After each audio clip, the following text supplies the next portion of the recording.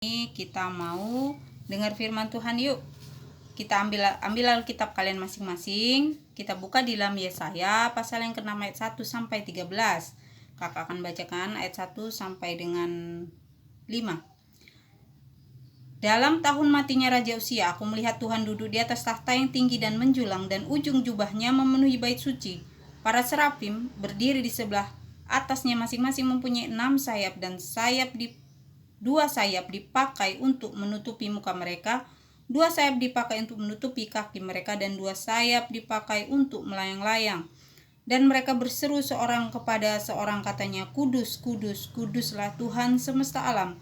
Seluruh bumi penuh kemuliaannya. Maka bergoyanglah alas ambang pintu disebabkan suara orang yang berseru itu, dan rumah itu pun penuhlah dengan asap.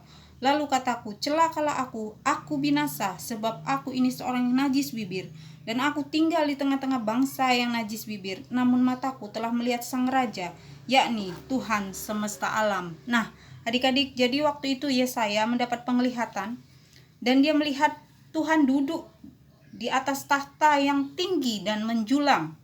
Tinggi, menjulang. Jadi dia tinggi ya. Tinggi. Ada lagunya tinggi ya. Nah, jadi para serafim berdiri di atas tahtanya, masing-masing mempunyai 6 sayap. Jadi dia melihat kemuliaan Tuhan, dia melihat penglihatan sorgawi yang luar biasa, di mana dia melihat ada serafim. Serafim itu memiliki 6 sayap ya. 2 sayap menutupi muka, 2 sayap menutupi kaki, dan 2 sayap lagi untuk mereka melayang-layang ya. Melayang-layang itu seperti terbang ya. Nah, adik-adik, dan mereka berseru apa? Kudus, kudus, kuduslah Tuhan. Nah, jadi Allah kita itu adalah Allah yang kudus ya. Jadi hanya orang yang bisa melihat Tuhan itu adalah orang-orang yang dipilih ya. Kita bersyukur bahwa kita adalah anak-anak Allah, anak-anak Tuhan yang dipilih dan ditebus oleh darah Yesus. Karena iman kita percaya kepada Tuhan Yesus, sehingga kita dilayakkan untuk nantinya kita akan melihat Tuhan di dalam kerajaan sorga, di mana kita akan memerintah bersama dengan Tuhan. Kita akan melihat kemuliaannya seperti yang Tuhan perlihatkan kepada Yesaya. Tetapi di sini dikatakan kudus, kudus, kuduslah Tuhan. Jadi Tuhan ingin menyatakan kepada Yesaya bahwa Dia menegaskan kembali, mengingatkan kembali kepada umat Israel melalui Yesaya bahwa Dia Allah yang kudus. Nah, sesuatu yang kudus tidak bisa bersinggungan dengan yang tidak kudus ya adik-adik ya. Jadi kalau kita anak-anak Tuhan, anak-anak yang sudah dikuduskan oleh darah Yesus, kita pastinya ya, kita tuh berbeda dengan anak dunia ya, anak-anak yang tidak mengenal Tuhan. Jadi harusnya kita itu menunjukkan warna kita tersendiri ya, kita ini berbeda dari anak-anak dunia. Nah, kembali lagi Tuhan katakan, kudus, kuduslah Tuhan semesta alam, seluruh bumi penuh kemuliaannya, dan bergoyanglah alas ambang pintu. Dan apa yang dikatakan Yesaya waktu dia melihat penglihatan yang supernatural, yang supranatural, yang super duper luar biasa itu, dia katakan apa? Celakalah aku binasa, sebab aku ini seorang yang najis bibir. Artinya dia tahu bahwa dia adalah orang yang najis, artinya orang yang berdosa ya. Dia manusia biasa yang berdosa ya. Nah, pada zaman di mana Yesaya hidup waktu itu, di zaman matinya Raja Uzia. Nah, Yesaya dalam kehidupan sehari-hari orang Israel banyak berbuat dosa dengan cara meninggalkan Tuhan dengan menyembah Allah lain ya. Dia tidak lagi mengikuti persekutuan dengan Tuhan. Setiap aturan-aturan yang dibuat Tuhan dalam tata ibadah orang Israel banyak sudah ditinggalkan oleh orang Israel. Nah, kalau adik-adik tahu ya di kitab Bilangan ya, itu Tuhan itu mengatur banyak hal ya, bagaimana orang Israel harus beribadah, bagaimana orang Israel harus menjaga kekudusan di hadapan Tuhan ya, dan segala macamnya ya. Itu sangat detail dan teliti sekali ya. Dikatakan karena apa? Karena Allah kita itu Allah yang kudus. Jadi yang tidak kudus tidak bisa mendekat kepadanya. Nah, Yesaya katakan, celakalah aku binasa. Lalu Tuhan berkata kepadanya, Tetapi seorang daripada serafim itu, ayat 6, terbang mendapatkan aku. Di tangannya ada bara yang diambilnya dengan sepit dari atas mezbah. Ia menyentuhnya kepada mulutku serta berkata, lihat, ini telah menyentuh bibirmu, maka kesalahanmu telah dihapus dan dosamu telah diampuni.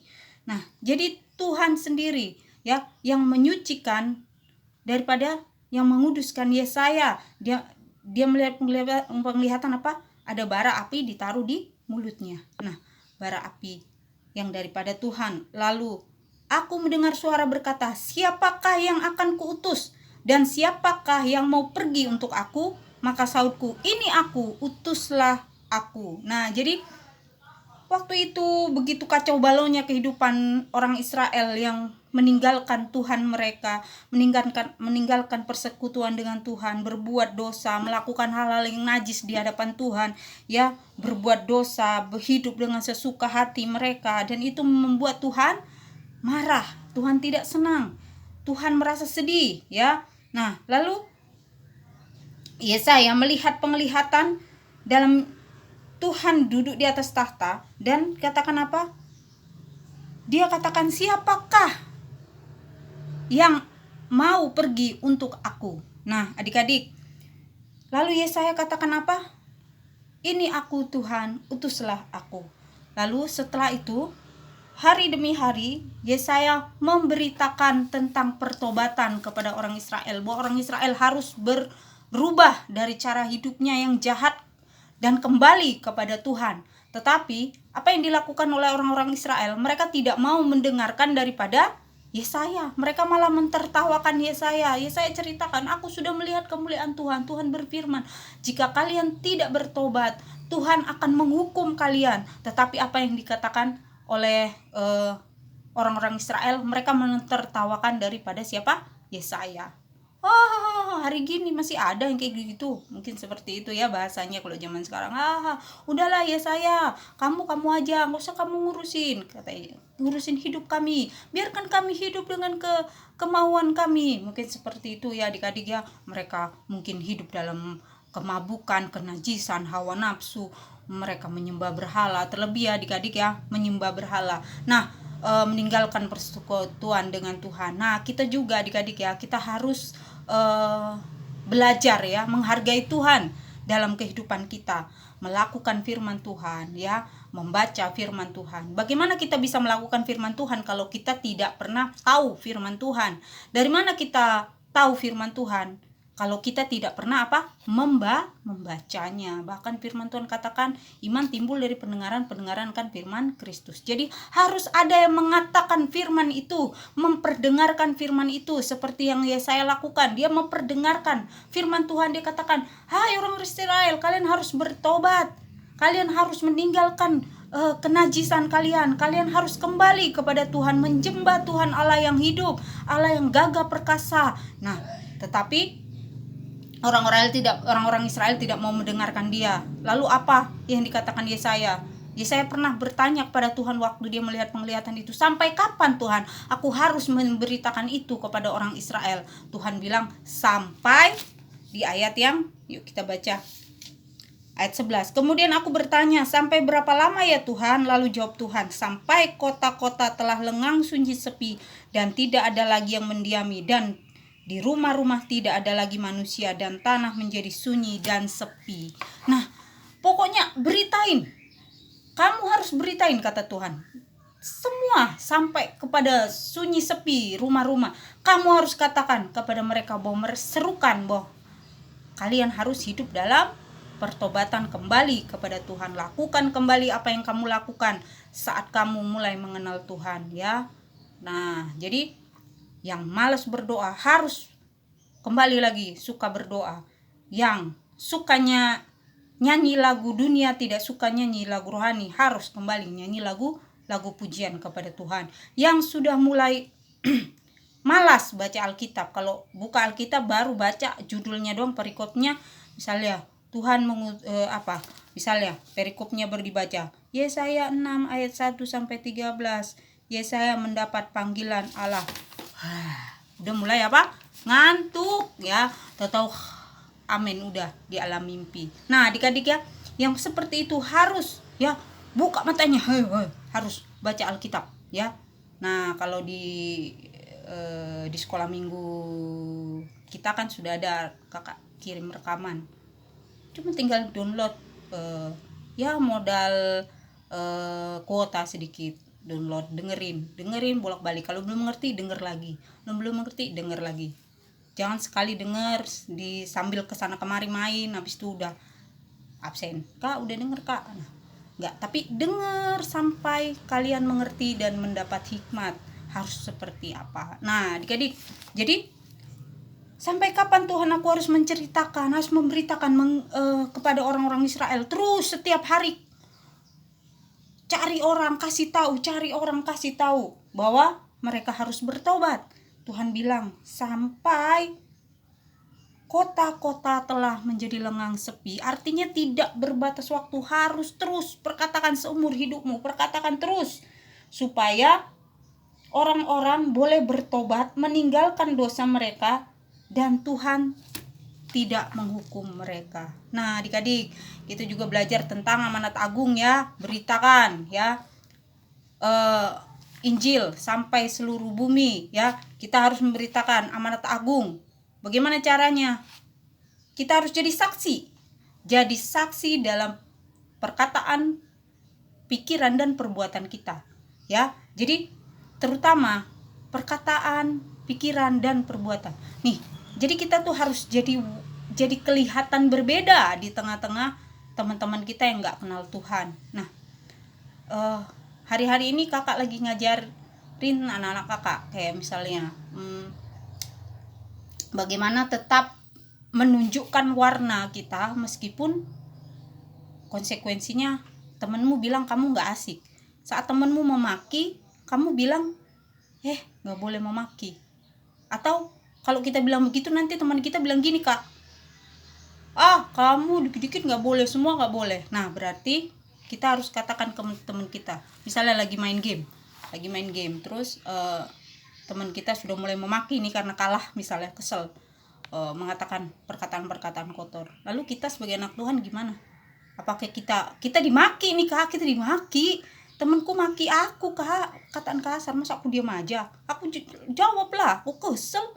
Nah tetapi sebenarnya itu Tuhan tidak suka yang seperti itu. Jadi bagaimana caranya supaya kita tetap nggak berbuat dosa? Kita main game tapi tetap nggak berbuat dosa.